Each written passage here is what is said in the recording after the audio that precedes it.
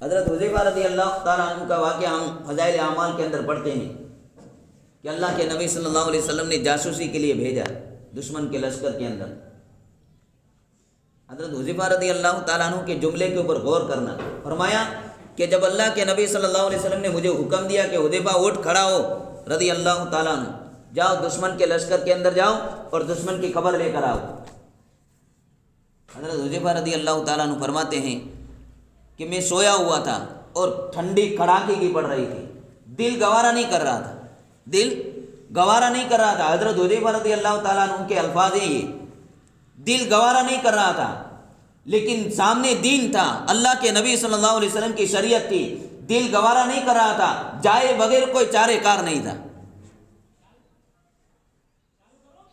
فرمایا اللہ کے نبی صلی اللہ علیہ وسلم کے حکم کے مطابق میں کھڑا ہو گیا۔ اللہ کے نبی صلی اللہ علیہ وسلم نے جب مجھے حکم دیا میں چلنے لگا تو اللہ کے نبی نے واپس بلایا۔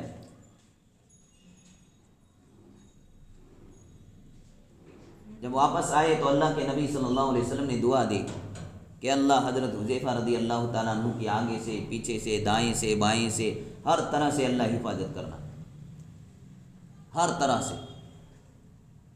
حضرت حذیفہ رضی اللہ تعالیٰ عنہ فرماتے ہیں کہ میں نے قدم اٹھایا، ایسی خطرناک ٹھنڈی تھی، لیکن حضرت حذیفہ رضی اللہ تعالیٰ عنہ فرماتے ہیں کہ اللہ کے نبی صلی اللہ علیہ وسلم کے حکم کی تعمیل کی، میں چل رہا تھا سردی کے موسم کے اندر، لیکن محسوس یوں ہو رہا تھا جیسے میں گرمی کے موسم کے اندر چل رہا ہوں۔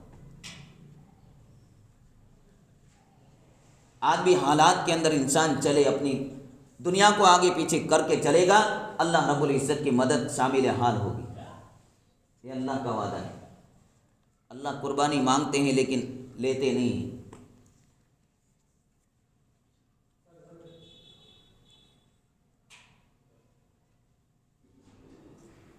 آج دوستو بزرگوں، میرا اور آپ کا حال یہ ہے، اللہ ہم سب کی حفاظت فرمائے۔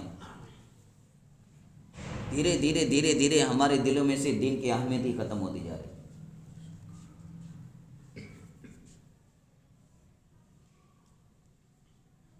اور اس کی وجہ یہ ہے کہ جب انسان کا ایمان کمزور ہوتا ہے نا تو حلال اور حرام کی تمیز نہیں رکھتا ہے، اور جب حلال اور حرام کے اندر تمیز نہیں رکھتا ہے پھر نیک اعمال کرنے کی توفیق نہیں ہوتی۔ پھر اگر کوئی آدمی آ کر دین کی بات کرے گا نا تو اندر سے وحشی پنا محسوس ہوگا، کہہ نہیں پائے گا، لیکن اندر کے اندر بوجھ لگے گا، کب یہ دین کی بات پوری کرے اور میں یہاں سے چلا جاؤں۔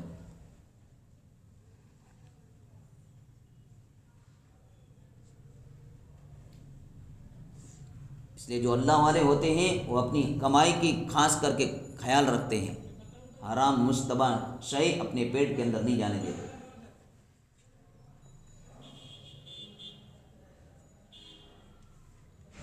جس پیٹ کے اندر حرام کی چیزیں چلی جاتی ہے اس کی دعائیں بھی قبول نہیں ہوتی۔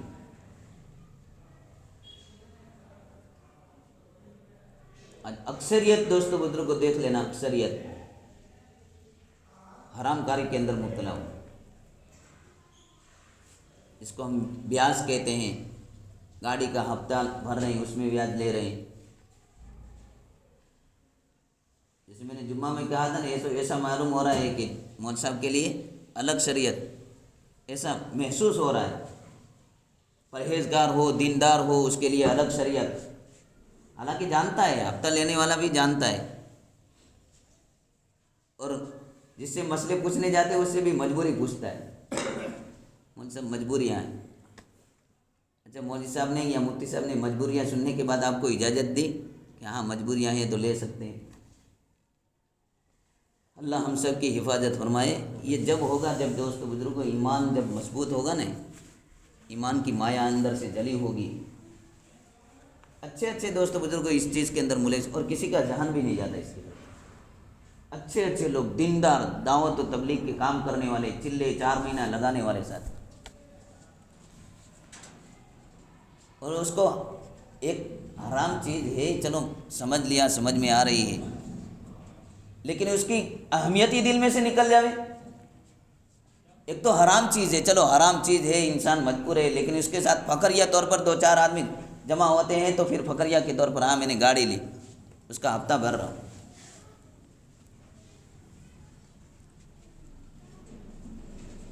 اہمیت ہی نکل گئی۔ حالانکہ قرآن کریم کے اندر اللہ نے فرمایا احل اللہ البیع وحرم الربا، یہ قرآن کریم کی آیت ہے، کھلے الفاظ کے اندر ہے کہ اللہ نے خرید و فروخت کو جائز قرار دیا اور سود کو حرام قرار دیا۔ پھر سود کے اندر چاہے ایک روپیہ کیوں نہ ہو۔ امام ابو حنیفہ رحمۃ اللہ علیہ اپنا قرض مانگنے کے لیے کسی ایک آدمی کے پاس گئے، قرضہ دیا ہوا تھا، کسی آدمی کو قرضہ دیا ہوا تھا، تو امام ابو حنیفہ رحمۃ اللہ علیہ اس کی دیوار کے سائے کے اندر بھی کھڑے نہیں ہو رہے تھے۔ ان کا ایمان اتنا مضبوط تھا، فرمایا جس کے گھر سے میرے کو لین دین لینا ہے، میں اس کے پاس پیسہ مانگتا ہوں، اس کی دیوار سے اگر میں نے سایہ سے فائدہ اٹھایا یہ بھی سود کاری ہے۔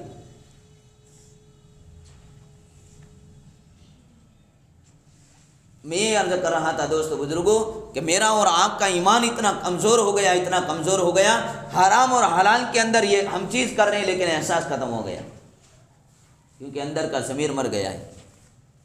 جو انسان کا جو ضمیر ہوتا ہے نا، انسان کا ضمیر، آپ دیکھ لینا، تجربہ کر لینا، جب بھی آپ کوئی بھی شریعت کے خلاف کام کرو گے تو ضمیر منع کرے گا،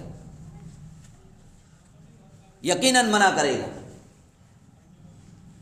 کوئی آدمی چوری کر رہا ہے، چوری کرتے وقت انسان کا دل دھڑکنے لگتا ہے، دھڑک دھڑک دھڑک دھڑک، اسپیڈ بڑھ جاتی ہے، اس کو معلوم ہے کہ یہ غلط کام ہو رہا ہے۔ جب کوئی چھوٹا بڑے سے بات کرتے وقت جھوٹ بولتا ہے، اس وقت بھی اس کا سینے کی دھڑکنیں تیز ہو جاتی۔ جب حرام کاری کے اندر مبتلا ہوتا ہے اس وقت بھی اس کے سینے کی دھڑکنیں تیز ہو جاتی، اس کا ضمیر روک رہا ہے اس کو، یہ جو کام کر رہا ہے غلط ہو رہا ہے، اس لیے سینہ دھڑکتا ہے۔ یہ ضمیر ہم نے مار دیے، پہلے تو یہ سینے بھی دھڑکا کرتے تھے، آج کل تو یہ بھی دھڑکنا بند ہو گئے۔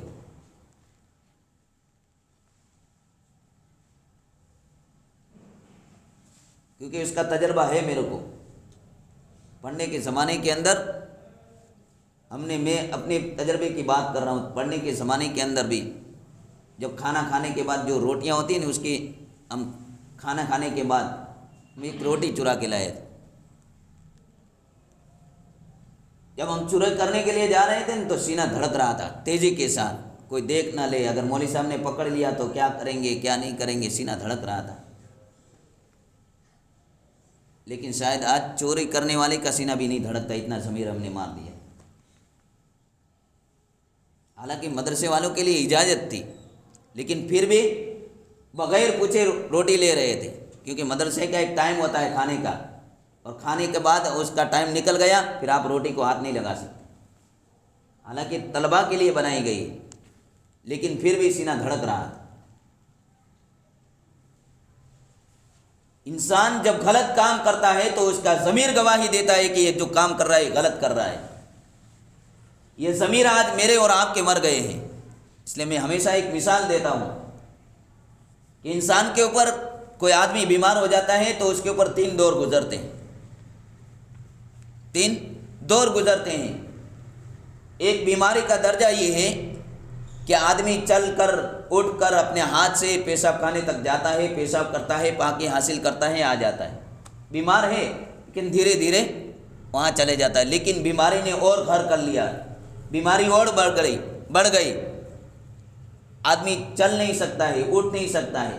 2 آدمی آتے ہیں، اس کو اٹھا کر پیشاب خانے میں لے جاتے ہیں، وہ آدمی پیشاب کر لیتا ہے، پاکی حاصل کر کے آ جاتا ہے۔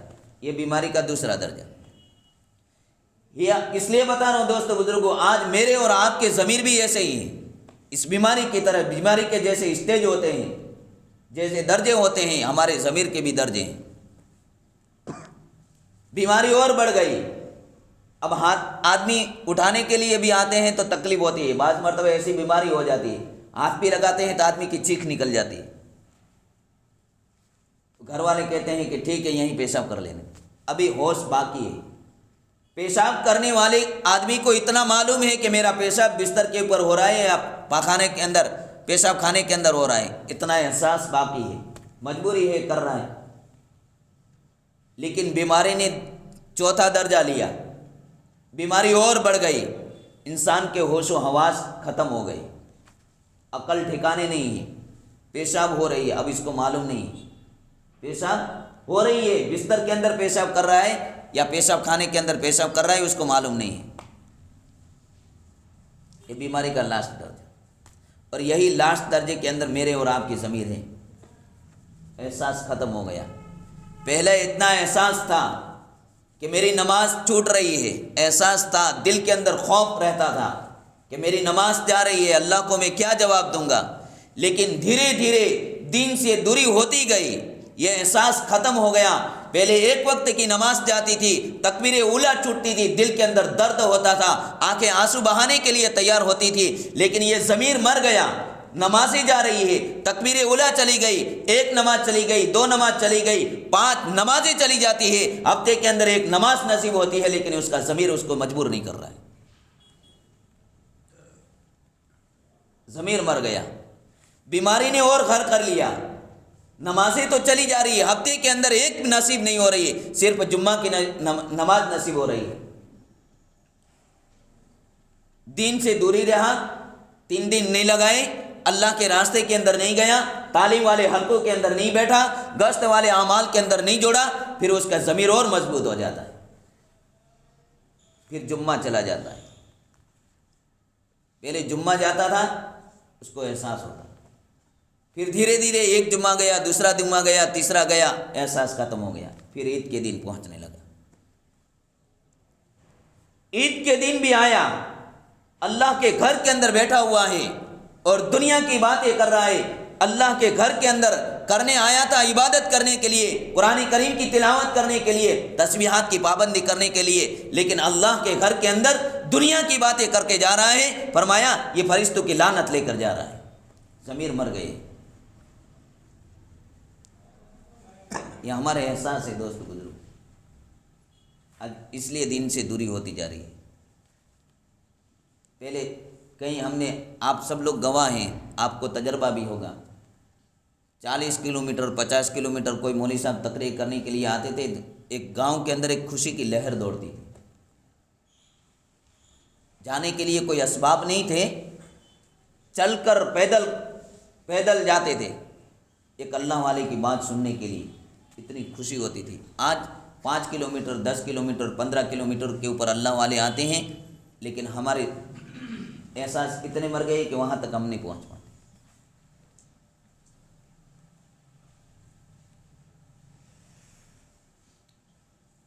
یہ ہے ہماری اور تمہاری قربانی کا نتیجہ۔ ختم ہو گیا، احساس ختم کر دیا میں نے اور آپ نے، احساس ختم کر دیا۔ پھر گشت چھوٹ جاتا ہے، کوئی احساس نہیں ہے، تعلیم چھوٹ جاتی ہے، کوئی احساس نہیں ہوتا ہے، اور شیطان اس کو تھپکیاں مار رہا ہے، تو اچھا کام کر رہا ہے، تو اچھا کام کر رہا ہے۔ یہ تو موت کے وقت پتہ چلے گا اچھا کیا تھا یا برا کیا تھا۔ آج ہم سب، میں اور آپ، گدھے کے اوپر سوار ہیں، اور پتہ کب چلے گا معلوم ہے؟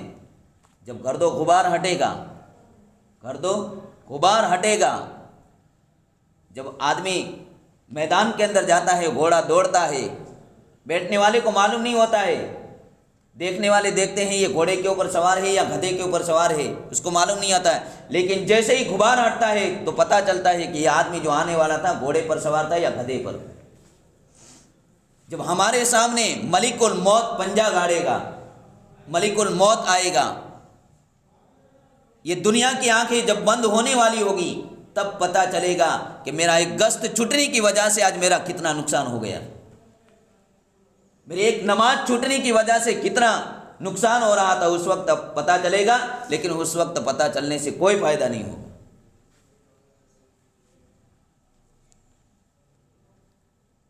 اس لیے اللہ نے ایک راستہ دیا ہے، صراط مستقیم والا راستہ۔ اس صراط مستقیم والے راستے کے اوپر اگر چلیں گے تو ڈائریکٹ جنت کی طرف جا رہا ہے، لیکن ہم نے وہ راستہ اختیار کیا ہے، غیر المغضوب علیہم ولا الضالین والا راستہ اختیار کیا ہے۔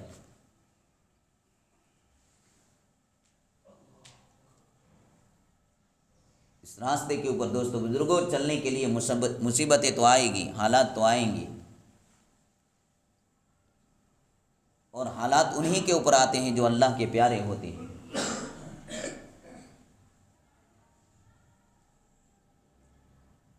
درد تو انہی کے اوپر آتے ہیں جو اپنے ہوتے ہیں۔ ایک استاد کے سامنے ایک بچہ ہوشیار ہوتا ہے، سمجھدار ہوتا ہے، اس کے سامنے سبق سنا کے چلا جاتا ہے، جب وہ بچہ چھٹی لینے کے لیے آتا ہے تو استاد اس کو چھٹی نہیں دیتا ہے، اس کی نوعیت سے واقف ہے، اس سے محبت کرتا ہے۔ لیکن ایک بچہ آوارہ ہے، چھٹی لینے کے لیے آیا، استاد نے چھٹی دے دی۔ جو اللہ کے نیک بندے ہوتے ہیں اس کے اوپر حالات بھی اتنے آتے ہیں۔ ایک چھوٹی مثال دے کر میں اپنی بات کو پوری کر رہا ہوں۔ حالات تو آتے ہیں، لیکن حالات آنے کے اندر زمین و آسمان کا فرق ہے۔ ایک حالات جو اللہ کا فرما بردار ہے اس کے اوپر بھی آتے ہیں، اللہ کا نافرمان ہے، اللہ کو نہیں مانتا ہے، اللہ کے سامنے عیاشی کر کے زندگی گزار رہا ہے، اس کے اوپر بھی حالات آتے ہیں۔ ہمارے بڑے یوں مثال دیتے ہیں کہ دو عورتیں ہیں، ایک عورت نے نکاح کیا، نکاح کرنے کے بعد اللہ نے اس کو اولاد دی، پیٹ کے اندر بچہ ہے۔ ایک نے حرام کاری کی، اس ماں کے پیٹ کے اندر بھی بچہ ہے۔ تکلیف برداشت کرنے کے اندر دونوں برابر ہے کہ نہیں؟ جس ماں کے پیٹ کے اندر حرام کا بچہ ہے تکلیف اس کو بھی ہو رہی ہے، جس ماں کے پیٹ کے اندر حلال کا بچہ ہے، نکاح کر کے آئی ہے، اس کے پیٹ کے اندر بھی حلال کا بچہ ہے، تکلیف اس کو بھی ہو رہی ہے۔ ہمارے بڑے کیا بہترین مثال دیتے ہیں، فرمایا اسی طریقے سے ایک اللہ کا فرما بردار بندہ ہے، حالات اس کے اوپر بھی آتے ہیں، ایک اللہ کا نافرمان ہے، اس کے اوپر بھی حالات آتے ہیں، لیکن حالات آنے کے اندر زمین و آسمان کا فرق ہے۔ جس ماں کے پیٹ کے اندر حلال کا بچہ ہے، جیسے جیسے دن گزرتے جائیں گے اس کو خوشی اور قریب آتی جائے گی۔ فرمایا یہ بچہ دنیا کے اندر آئے گا، اس کا باپ منہ دیکھے گا، اس کی نانا منہ دیکھے گا، اس کے رشتہ دار منہ دیکھیں گے، اس کو خوشی اور بڑھے گی۔ لیکن جس ماں کے پیٹ کے اندر حرام کا بچہ ہے، جیسے جیسے دن گزرتے جائیں گے غم ٹینشن اس کی زندگی کے اندر آتا جائے گا۔ فرمایا اس حرام کے بچے کو کہاں چھپاؤں، کس کو میں منہ دکھاؤں گی؟ بس اسی طریقے سے ایک اللہ کا فرما بردار بندہ ہوتا ہے، حالات اس کے اوپر بھی آتے ہیں، لیکن جیسے جیسے حالات آتے جاتے ہیں اس کی زندگی کٹتی جاتی ہے، اس کی زندگی قبر کی طرف جاتی ہے، آخرت کی طرف جاتی ہے۔ اس کو معلوم ہے آج نہیں تو کل میری زندگی ختم ہو جائے گی، کل پیارے حبیب صلی اللہ علیہ وسلم کا چہرہ دیکھنے کو بھی ملے گا، اللہ کے نبی صلی اللہ علیہ وسلم کے اصحاب کا دیدار ہوگا، اس کی خوشی اور بڑھے گی۔ لیکن جو اللہ کا نافرمان بندہ ہے، دن اس کے بھی گزرتے جا رہے ہیں، حالات اس کے بھی آ رہے ہیں، لیکن اس کو غم لاحق ہوگا، قبر کی گھڑی، قبر کے اندھیری اس کو ستائے گی، اور اللہ کے نبی صلی اللہ علیہ وسلم جب اس سے روح پھیریں گے وہ بھی اس کو ستائیں گے۔ اس لیے دوستو بزرگوں، اللہ کے جو نیک بندے ہیں، حالات تو آئیں گے لیکن ٹکے رہنا ہے، حالات آئیں گے لیکن ٹکے رہنا ہے۔ اس لیے دوستو بزرگوں، حالات سے نہیں گھبرانا ہے، حالات کیسے بھی مخالفت ہو جاوے۔ اللہ والے یوں کہتے ہیں کہ اللہ اگر زمین کو تانبے کی بنا دیا جائے، آسمان کو لوہے کا بنا دیا جائے، میرے رب کی طاقت وہ ہے کہ لوہے کی زمین سے اناج اگا کر دکھائے گا، اور پیتل کے آسمان سے اللہ بارش اتار کر دکھائے گا۔ اللہ کی وہ ذات ہے، ہمارا یقین ہونا چاہیے۔ اس لیے دوستو بزرگوں، اس کے لیے انشاءاللہ عشاء کے بعد بھی تقاضے آئیں گے، اس تقاضے کو اگر ہم نے اوڑھنا بچھونا سمجھ لیا، اس تقاضے کے اوپر ہم نے لبیک کہنا شروع کر دیا، اللہ کی مدد آئے گی، کریں۔ اللہ رب العزت ہمیں کہنے سننے سے زیادہ عمل کرنے کی توفیق نصیب فرمائے گا۔ سبحان اللہ و بحمدہ، سبحانک اللہم و بحمدک، ونشہد ان لا الہ الا انت، نستغفرک ونتوب الیک۔ سبحان ربک رب العزت عما یصفون، وسلام علی المرسلین، والحمد للہ رب العالمین، برحمتک یا